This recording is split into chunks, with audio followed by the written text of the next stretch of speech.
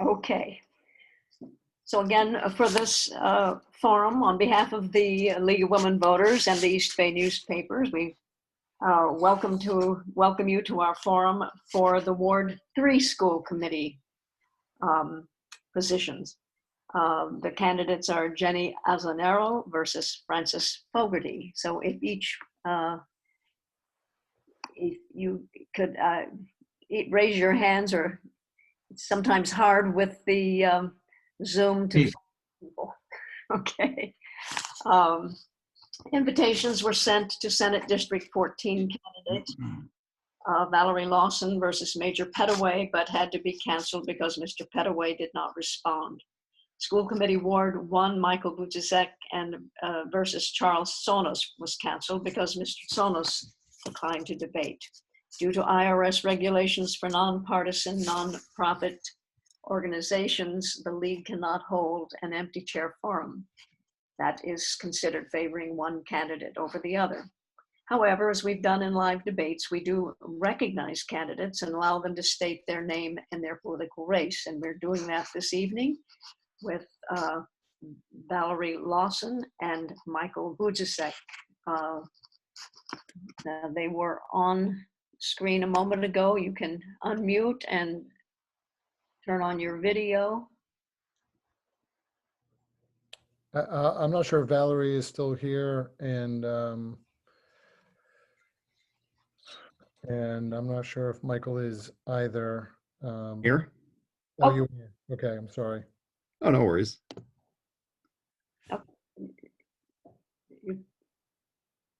Turn on your video.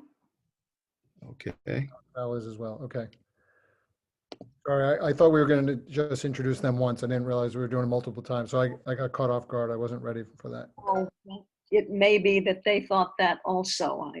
Well, they have introduced themselves. For people who have tuned in for this first forum and are staying on for the other two, they would have already heard this. But if either one of the two candidates wants to speak right now, otherwise. I'm Professor Michael Buzek. I'm running for Ward 1. Thank you. Okay. Good evening. I'm Valerie Lawson. I'm the Senate 14 candidate. Thank you. Thank you. All right, democracy depends, as some of you will have heard this before if you are staying on, but democracy depends on educated voters, and the purpose of this forum is for candidates to answer questions that you've submitted and make an informed choice when you cast your vote. This forum is being presented by the League of Women Voters and the East Bay newspapers. Scott Pickering, General Manager of the East Bay newspapers, is our moderator tonight.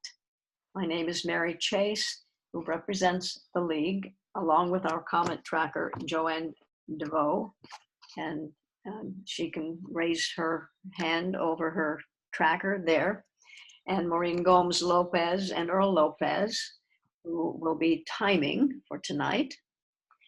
The East Bay Media Group, East Bay Newspapers, is hosting and recording the three forums. League of Women Voters has been holding candidates forums at local, state, and national levels since women got the vote in 1920.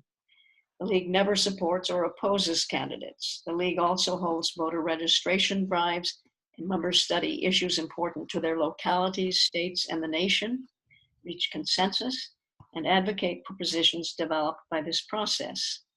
We invite you, both men and women, to join and to learn more about the League by visiting our website, lwvri.org. I think it's seen on the screen somewhere. I'm not seeing it right now. In this time of COVID-19, we are debating a new territory on Zoom, and hoping that the technology will cooperate a little better than it has. The moderator will be asking candidates questions which have been submitted in writing and which addresses issues that are important to their constituencies. Questions may be combined or paraphrased at the moderator's discretion. Each candidate will have the same amount of time to speak. Each gets an opening and closing statement, and you will be asked an equal number of questions. Each candidate also gets 4 additional chances, wildcards we call them, of 30 seconds each that she or he can use to expand on any issue. bring up a new subject, or lengthen her or his closing statement. Timers and the recorder will appear on screen to alert the candidates of their time remaining at 15 seconds. And when the stop appears, they are able to finish a sentence, but not start a new one. And they will ensure that each gets equal time. Now I turn over the program to veteran moderator Scott Pickering of the East Bay newspapers. Scott. Thank you. Welcome, everybody. I'm not going to repeat any of my speeches from earlier. You've heard it already. We're going to get started. We selected the order prior to this. So Ms. Azanero will proceed first, Mr. Fogerty second. We're going to start with opening statements of 1 minute and any additional time if you choose to use it. So Ms. Azanero, take it away. Thank you. Thank you to the League of Women Voters for hosting this debate tonight. My name is Jenni Azanero, and I decided to run because of the COVID-19 pandemic. Right now, our city needs strong and prepared voices to guide our city during these troubling times. And we also need a person that will hold our administration accountable and to make sure that we get the resources for our teachers, students, and staff to make sure that they're safe. And that starts with 3 things. 1, putting the health and safety of our kids first. 2, getting the new high school built on time and on budget. And 3, increasing school funding. And we can do this if we open the lines of communication with the school committee, school department, and the city, and work together as a team. Thank you. Thank you. Mr. Fogerty. Yes, hello, my name is Francis Fogarty. First, I'd like to thank you all for hosting this. This will be my first one, but hopefully of many. I decided to say hello, and my name is Francis Fogarty. Thank you to our host for having this meeting. I would like to thank our dedicated staff of the East Providence School Department. I watched the school committee meeting until 11 p.m. last night. I witnessed the dedication and professionalism of trying to provide our children. I walked into City Hall as a parent of 4 successful City of East Providence students, graduates. I have 7 grandchildren, soon to be 8, and it may change by election to be 9 with the literature I've handed out. So I would like to say that I am excited to join to make a difference and provide the safety of our schools for our children. Thank you. All right, we're going to move to the questions. Ms. Azanero, we'll start with you. 1 minute for the response. With the new high school being built, what types of things will you do to ensure students are getting the highest level of education and preparedness for after graduation? How can the district measure that success or failure? Earlier this month, there was a school committee meeting where they covered the extraordinary progress that our high school students have made. And they were able to measure that through school exams and as well as AP test scores. And those scores were extraordinarily higher than the past, let's say, 5 years, for example. I think the best way to make sure that our students continue to have the best education possible is to make sure that the teachers have continuing opportunities to learn new teaching curriculums, as well as any new learning methods that are available to teachers at any conferences or meetings that can be provided to them. Thank you. Mr. Fogarty. Can you repeat the question, please? Sure. With the new high school being built, what types of things will you do to ensure students are getting the highest level of education and preparedness for after graduation? How can the district measure that success or failure? 30 seconds. Well, we need highly qualified teachers to teach our students. We need to reward them with the tools they need to succeed. We need our buildings to be safe and secure. Our students learn better with fun activities. Education is a top priority to all our students. I know the teachers perform, so to give them what they need, our students will succeed. Thank you. Next question begins with Mr. Fogarty. We hear a lot about CTE programs, which is career and technical education programs. Is East Providence doing enough to prepare students for careers in the 21st century? 1 minute. Well, East Providence has been a leader in the CTC, CTE curriculums. They've established that they've very well intended to do the right things with the equipment needed for all the trades. One of the grandkids at 4 wants to be a firefighter. Somebody wants to build a house. Electricians are needed, plumbers are needed. I think that there's more that can be done, and I think they're going in the right direction in doing so, and I would like to see that continue. Ms. Azanero.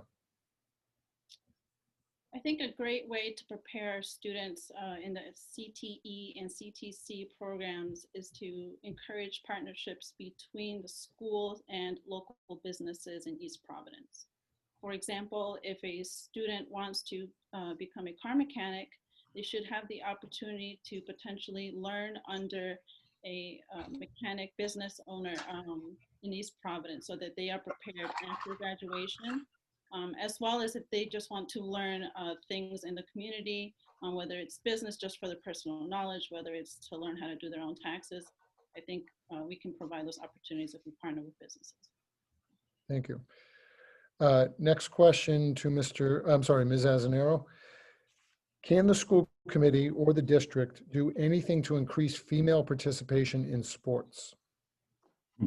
Yes, so I think it's important to speak to the students, speak to the families and parents and see what are the interests of the students, especially in sports, whether it's Little League or whether they're just interested. I think we should also make sure that our gym classes, for example, can touch upon different types of sports because that can be an introductory way to get students interested in different sports. I know that's how it worked for me. I played basketball in school and then I wanted to go and join the basketball team afterwards. So I think to make sure that there are different ways that girls can, participate and learn about different sports and see what they like, we can then see if we can create teams for them. Mr. Fogarty, 30 seconds on the same question. Women in sports is a big priority. Being a parent of 2 sons and 2 daughters in their 30s who played sports, being an official for over 40 years of multiple sports from youth to college and currently still officiating. I am big on women's sports, all sports, kids outside, Title 16 in the biggest way of keep the kids moving. Youth on the move is very important. Technology is great, but you need kids outside playing, learning, communicating. Thank you. Mr. Fogarty, next question begins with you. East Providence has seen its Black and Hispanic population double in the last decade, and that trend is only predicted to increase.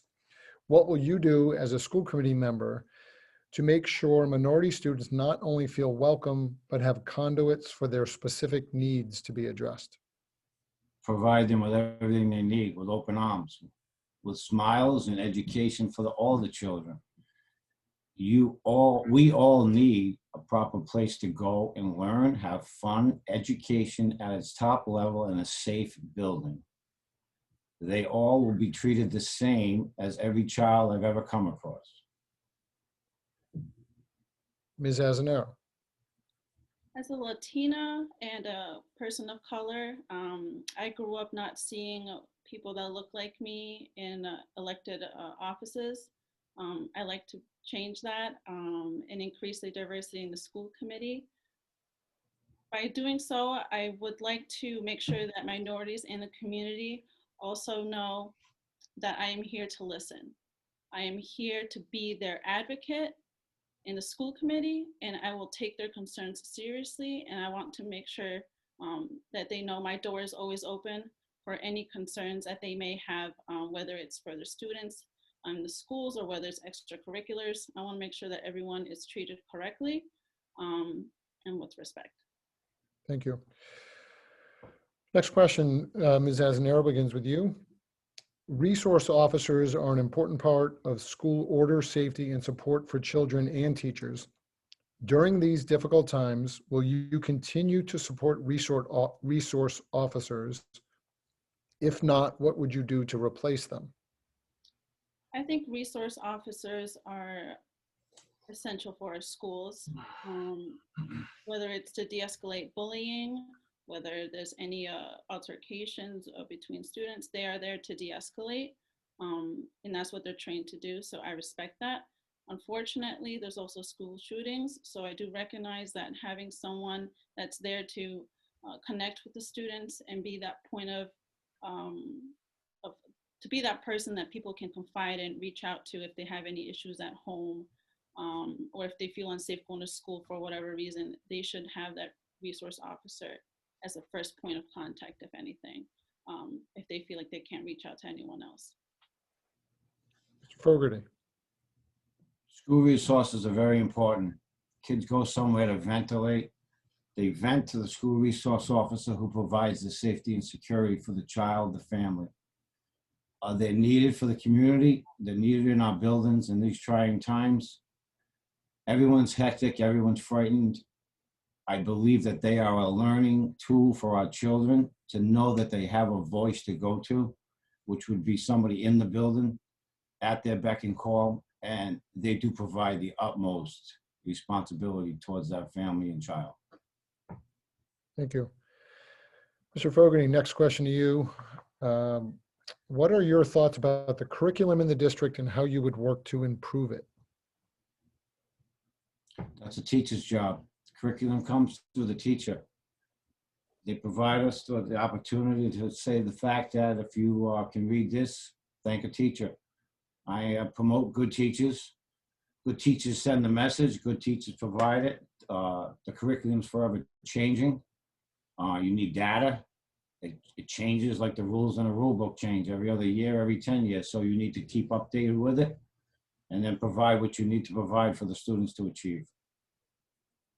Ms. Azanero. There's a curriculum committee that's in charge of reviewing the curriculum on a yearly basis. They meet continuously throughout the year, and then they make changes I believe it's every 5 years.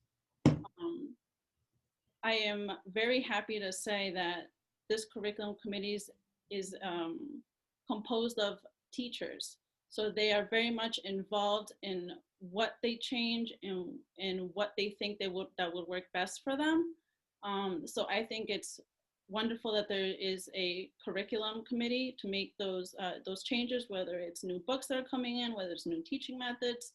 That committee is well prepared, and I trust their opinion, and I will definitely listen to them if I'm elected. Thank you. Next question, Ms. Azanero, begins with you.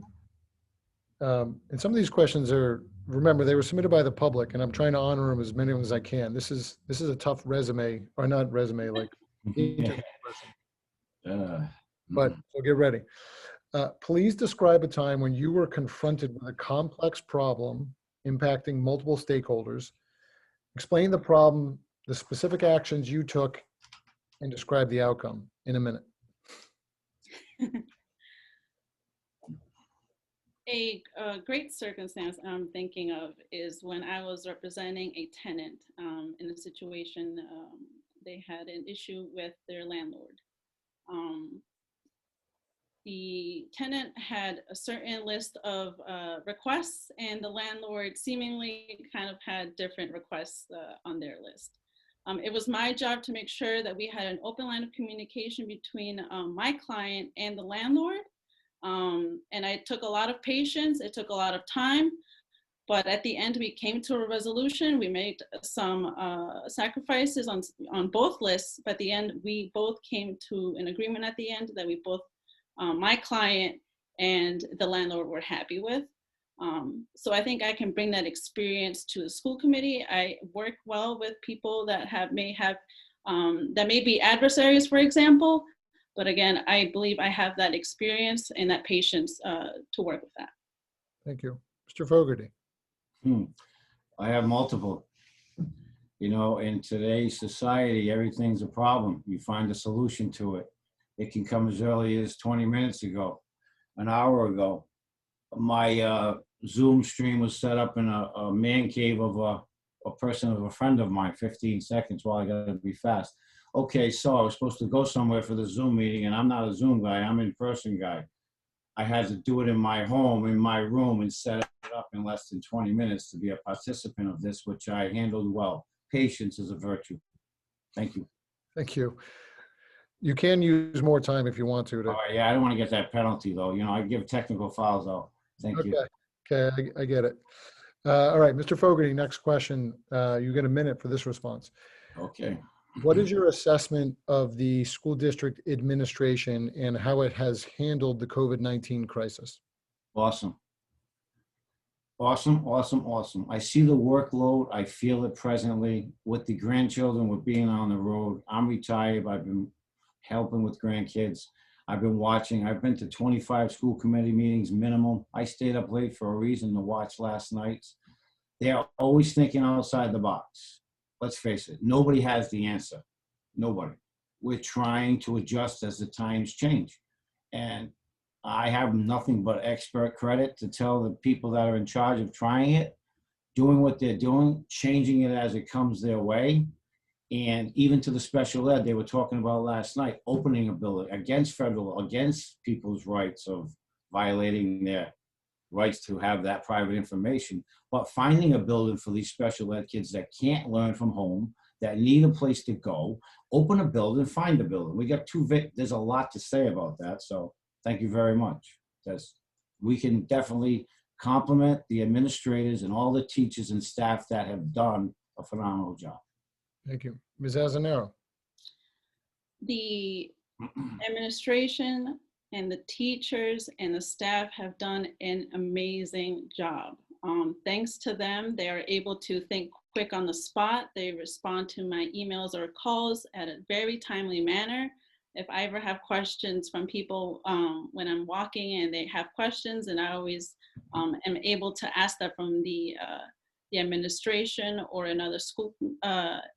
Catherine Olivera, she's always been great in getting back to me, and I've had a great experience with with the administration and getting answers and questions answered. And for example, the superintendent also last night, as she said at the school committee meeting, that they handled a hiccup that came up with a positive test. And they acted really quick. It doesn't matter if it's on the weekend. So I respect everyone for their hard work and dedication. Thank you. All right, next question. Ms. Azanero begins with you.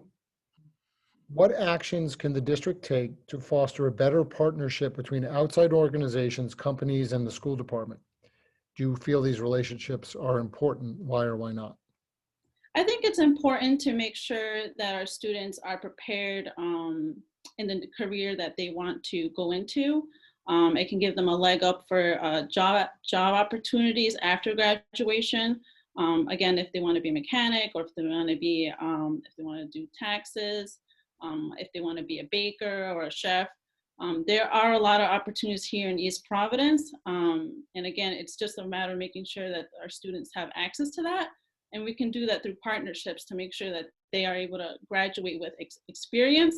And also it's a way for them to see if that's something that they do want to pursue. Sometimes, when you try something, it can, either deter you or encourage you to pursue it. So I think it's very important to encourage partnerships, again, between these schools and the local businesses here in East Providence, because there's a lot of opportunities out there. Fogarty. I agree with Jenny. I mean, the opportunity for anybody to learn with any of our current city employers is a benefit to the student, to the teacher, to the family that student may come from, just to educate themselves in that field, whether they choose that field as a future career to support their future families is decided by that. The partnerships have always been great. I've witnessed electricians go through that program when I was in the school department. So I think it's very important for our employers to involve our youth, and I think our youth will do very well with that. Great. We're at the final question of this forum. Mr. Fogarty, begins with you. What is your strongest qualification to be a member of the school committee? I'm honest. I'm truthful. I'll make sure I work hard for the children, the kids.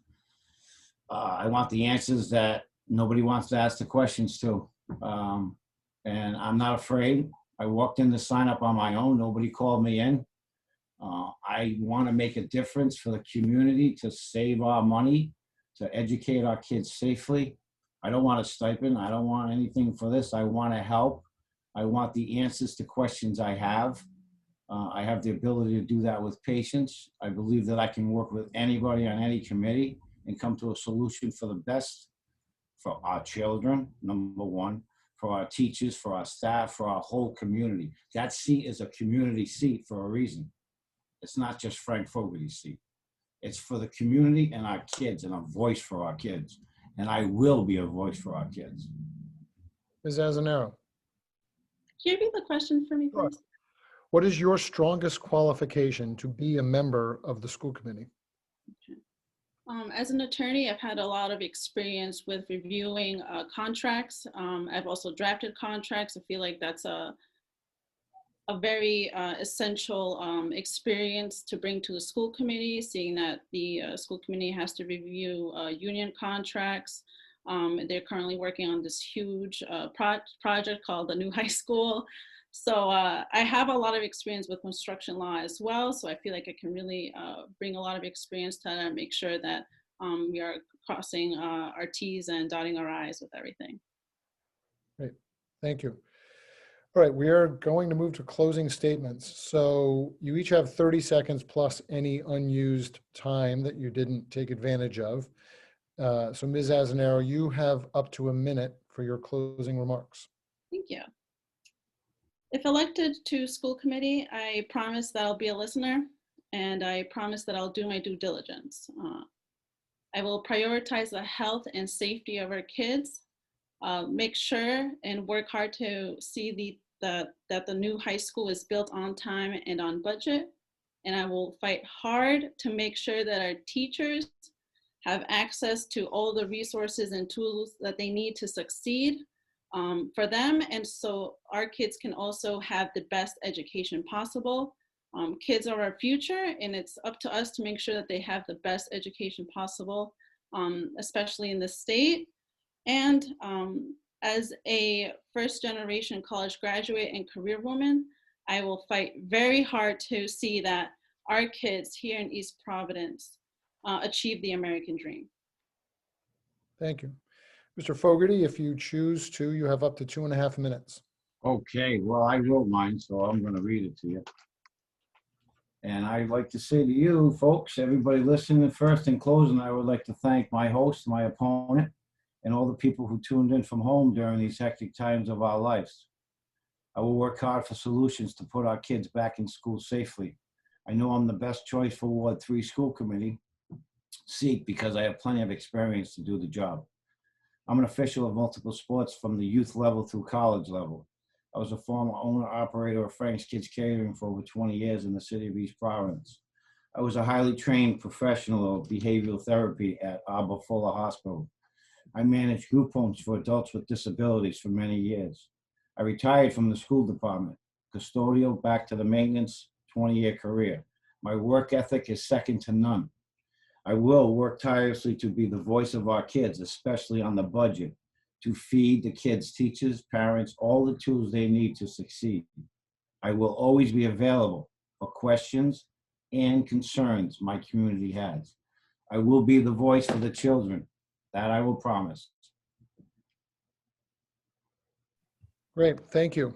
And thank you both. That concludes this Ward 3 forum. Here is Mary Chase to